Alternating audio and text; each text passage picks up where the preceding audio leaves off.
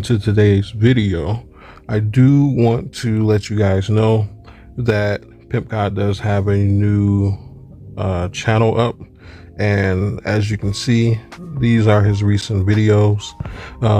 Do subscribe. I told my brother I would help him support his channel. We spoke and he told me about some of the issues he was going through with YouTube, and that, of course, they apply their censorship at things that they don't like, even though it may be true. No matter how blatant and raw the truth is, it must be brought to your consciousness. And I'm here to support that in any way that I can. I support often channels that, once again, tell the same narrative that I tell, that fight the same fight that I fight.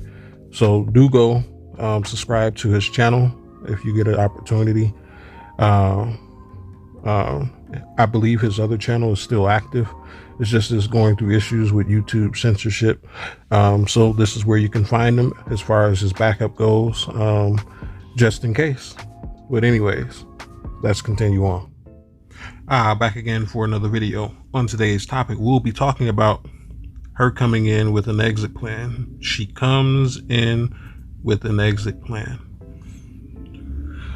Anyways, so when I think about this topic, I often think about, once again, the many relationships that I have been in. There have only been a handful in which there was not a clear plan of exit. But for the majority of women that I have experienced, and I'm sure that many men can explain the same thing and have the same story, they can tell you that she came in with an exit plan as well. In retrospect, they realized this. Now, here's the thing that you should understand about women that I talk about a lot on my channel, is that women have a duality to them, meaning that they have things that are the truth, and that then there are things that are the real truth. And this is not to say that women are inherently, how can I put it, bad people, but necessarily that you have to be on the lookout for the subliminal message. You have to be looking for the innuendo of the actual truth of why she is doing whatever it is she is doing, because women don't necessarily wear their hearts on their sleeves. That is a notion that was pushed by popular media, and once again, we understand that a lot of the things that they say are not true in regards to how things exist in the reality as they set. But when it comes to the duality of women, you have to account for it in damn near everything. And it's so crazy that you have to, because that's just the way they are. They exist in this dual state because they have to have a connection with men and children. So they have to have a dual state mind to them. But once again, we understand that these things can become a bit out of range, meaning that they have reached a dysfunctional state where the ranges are very extreme. They are automatically dysfunctional when they become that. But once again, nonetheless, every woman has a dual state of mind to them. But you have to keep it in mind that there's always going to be an application of this dual mindedness to the way she exists. Everything, to what she eats, and to what she wears, and to what she even says. There's going to be a reason, and there's going to be a real reason. That's how I look at them. This is how I place them in the hierarchical scale of existence.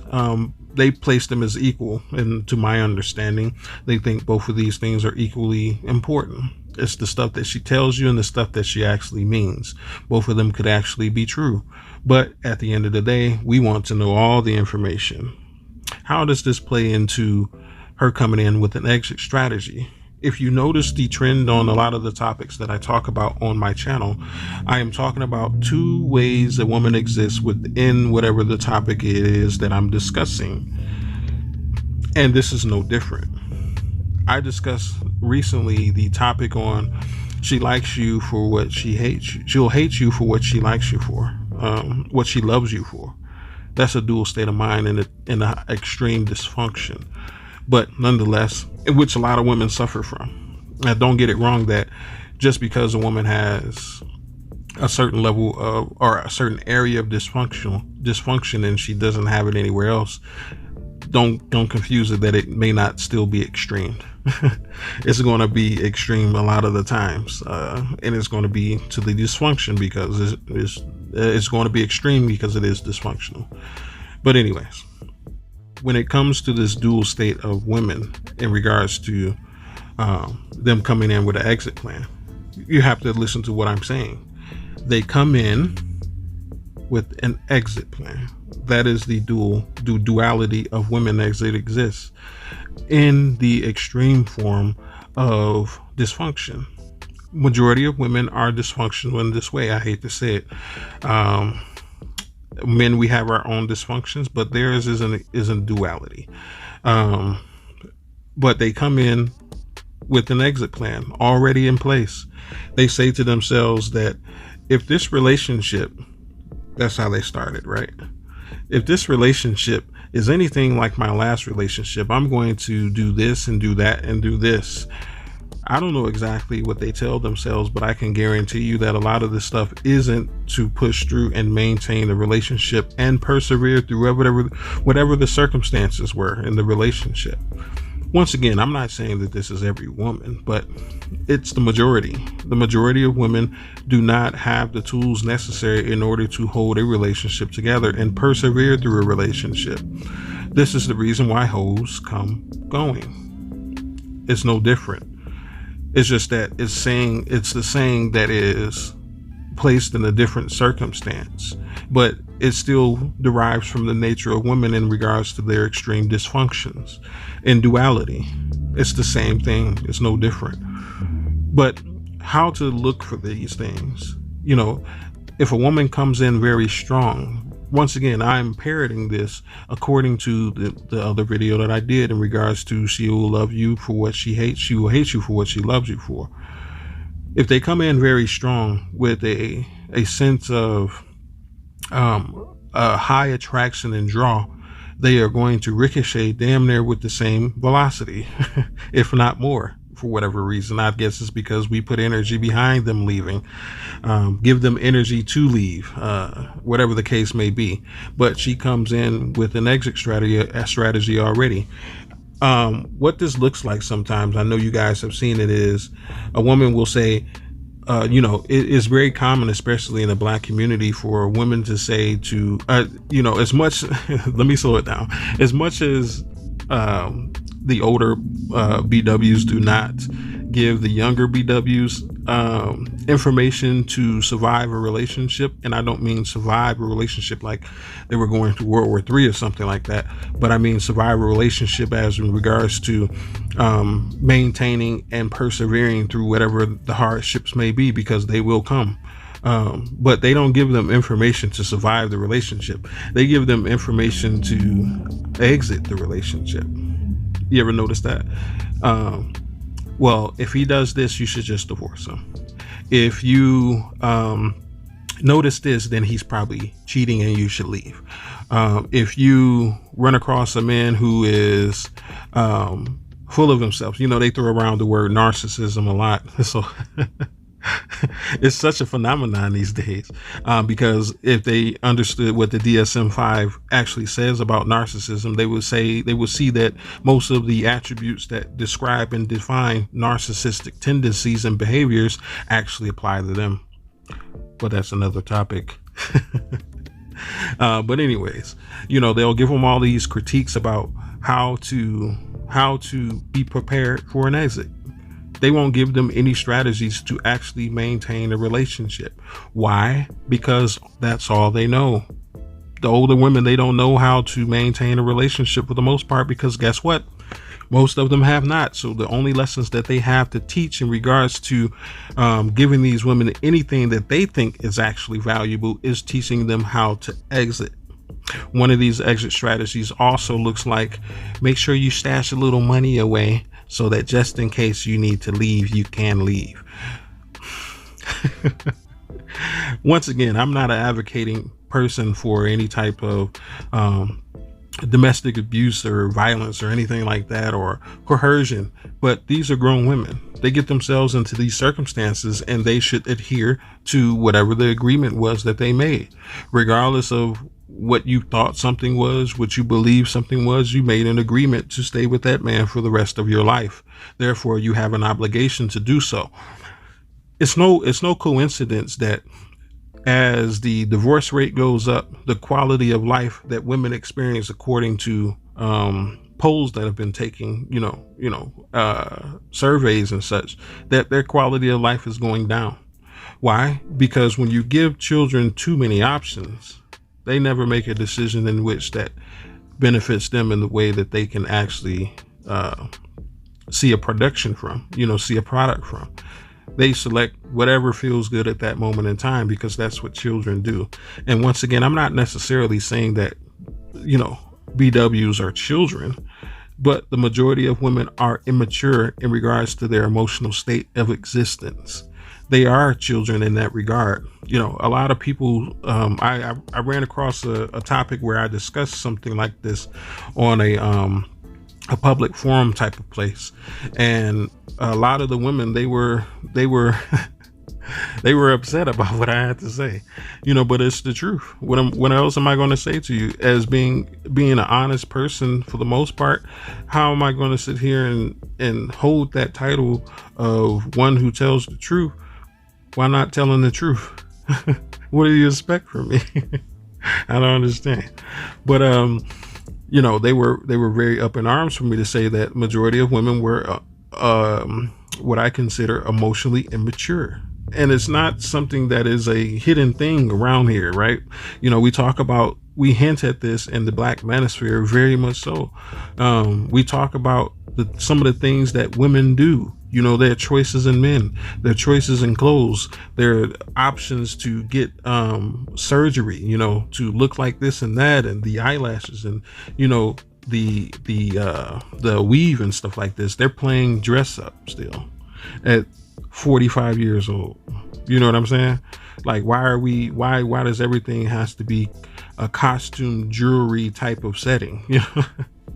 Like, why do we have to have the burlesque wigs and all this crazy stuff? Because they're still playing dress up, and that's what children do. They haven't evolved in a mature state where none of those things mean anything to them anymore. They're still playing Barbie dolls, right? It's unfortunate, because once again, this gets trickled down into the mainstream idea of how a woman should exist in regards to what the younger women see growing up. They see a whole bunch of women playing dress up, so they think that is the mature state of how a woman exists, because once again, they are informed by what they see as children, as adolescents, as teens, as into young adulthood. And this is where they pick it up from. Sure, we can blame the women currently for the things that are going on, but how do we safeguard our younger women from becoming the same thing? We must provide the models of what the correct way to behave as a woman and exist as a woman is. That is our responsibility, especially as men. While I do talk a lot about the responsibilities of women in the way that they have not met the men at the table to bring what they're supposed to, we as men, we have a responsibility to make sure that we are getting ourselves with women who perpetuate exactly the message that we're sending. It's silly for a man to get with a woman, and I'm not standing on the soapbox here, because I had a child with a mother who does not perpetuate exactly what I want her to. The two women that you actually seen in that video that I made about me being in a polygamous state, right? Those are the women that I chose to have children with, right? But the thing that separates me as a mature man versus what a mature woman is these days is I'm not going to give you an exit strategy necessarily. I'm going to give you a prevention strategy. You see what I'm saying? I'm going to give you a strategy that prevents you from getting into circumstances that are not, how can I say? They're not productive to where you're trying to go and what you expect from women. That's the focus of part of my channel here, is speaking to men in such a way that they do not pick inappropriate women. And you can usually see who the inappropriate women are. I get it, man. Sometimes the hair looks nice. Sometimes the prosthetics looks nice, whether she got fake boobs or whatever the case may be. But you have to understand that just because something looks nice doesn't necessarily mean that you should perpetuate yourself through that, or put yourself in a potential where you're perpetuating yourself through that, because it's not going to come out on the other end how you expect it. Women are factories, pretty much, of a man's desire, meaning that we give them material, they put out a product, right? This is no different than the ideology that we give, the energy that we give them, the seed that we give them. We give them the seed, they produce children. They take a small cell of ours, of half of the DNA. Think about this. This is how you know it's a seed, right? So our DNA is comprised in one sperm cell, right? And they pull out a baby that is millions of times larger than that sperm cell. This is us perpetuating ourselves through a woman, right? They're meant to magnify what we give them and multiply what we give them. But I'm swaying way off a topic. I can once again break one topic down into like 5 and make several videos, which I never do. But anyways, in regards to a woman's dual state, once again, the older women, they are not teaching any of the younger women how to maintain themselves in a relationship. They're simply telling them how to exit. That's all the women of today know. They don't know how to maintain themselves in a relationship. If you ask a woman, what can she do to maintain herself in a relationship and persevere past the hard times, you'll get damn near a blank stare. Why? Because they don't know. Think about it like this. So if you want to know, a woman's ability to persevere in a relationship, you can ask her opposing questions about these things. Like, for instance, you can tell, and this is how I'm going to frame it. You can tell how much or how many tools she has in order to resolve the problem, right? So if you ask a woman, you say, hey, and this can be any woman. Take a poll, ask a woman these 2 opposing questions, and then see how quickly she gives the answer in response to these opposing questions. So you would ask her something like, if there was a problem in the relationship, how would you resolve it? And she maybe asks what the problem is. Let's just say it was let's frame it a little different. Let's say you ask her something like, how is she going to maintain a good relationship with you in the relationship throughout the years? What would she do in times of boredom? Or maybe ask her something really specific. What would she do if there was a disagreement? There was a disagreement and a breakdown of communication. What would she do? She'll think very hard on this. You'll see her go into a pause state of where she is like, it doesn't fall right off the tongue, right? You understand? It doesn't, whatever the question you ask in this way, it's not going to fall right off the tongue. Remember, I'm a proponent that you become a master at what you practice, meaning that if I asked a kid who is just learning their ABCs what their ABCs were, they're going to fumble, they're going to think about it, they're going to stumble in what the answer to the ABCs is, versus someone who is practiced and well versed in it, it's going to roll right off their tongue, right? Now ask her this question. If I cheated, what would you do? Oh, she doesn't even have to think about that. If I did something that you didn't like, that was a deal breaker for you in this relationship, what would you do? Oh, I would. Oh, you don't even know. They have so many answers, they can't even get them out, right? They're well versed in leaving, well versed in it. They are they're primed to leave as soon as they come, because once again, they have practiced leaving more so than they have practiced staying in a relationship. And you can see this throughout the behavior. And like I said, if you ask these questions, if you ask the woman, once again, how would she persevere and stay in this relationship if she was faced with certain circumstances? She would pause. She would have to think about it. But if you ask her how would she leave the relationship if she was pressed with certain circumstances, it rolls right off the tongue. Isn't that interesting? But it's the truth. It's the truth. A woman who is more prone to staying in a relationship would have the complete opposite, meaning that she would fumble at telling you how she would leave and how she would handle that situation and leaving. She wouldn't know. I ran across these women before. They do actually exist. They're just not the abundance of women. Majority of women they come in with an exit strategy because that's what they practice. They practice exit strategies. Their past relationships were not strategies upon maintaining a relationship and how to maintain and further a future relationship just in case this one ended. They were practicing how to leave the relationship more efficiently. That's all. And then that's the only thing that they learned, and that's the only thing they took from it. That's the reason why you hear a woman say, this time I'm not going to settle for X, Y, and Z. It's not because this is what she needs to maintain a relationship. It's just that it made it hard for her to leave in those circumstances last time. So that's the reason why she wants to have a relationship in a certain way. I get it.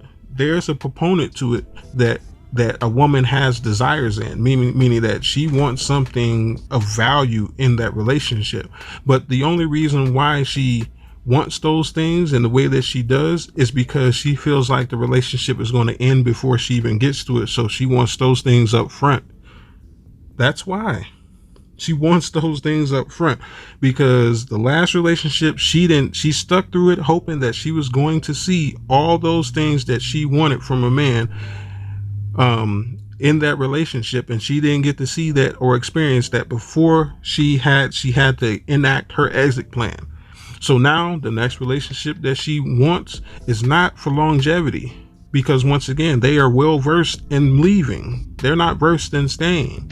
It's not for longevity reasons. It's just that they want what they want up front instead of having to wait for it to manifest in the relationship before they leave. Yeah, I know it's kind of depressing to think about, but that's the way they exist, especially our women. They exist very much so like this. They're well versed in leaving. But anyways, I don't want this video to be too long. This is probably one that I should have done a live stream on. But we're getting there. We're getting there. We're getting there. I have to set it up in my mind first, and it's not there yet. Work with me. But anyways, don't forget to check out Pimp God's new channel, Pimp God's Nation. Don't forget to like, comment, and share on this video. I know I asked you guys to do that, but yeah. If you want to do it, that's cool. But anyways, check me out on Facebook. Check me out on Patreon. But this has been the Wolf and Beta Close. May you have a good day. And of course, as you know it, you guessed it, peace be with you.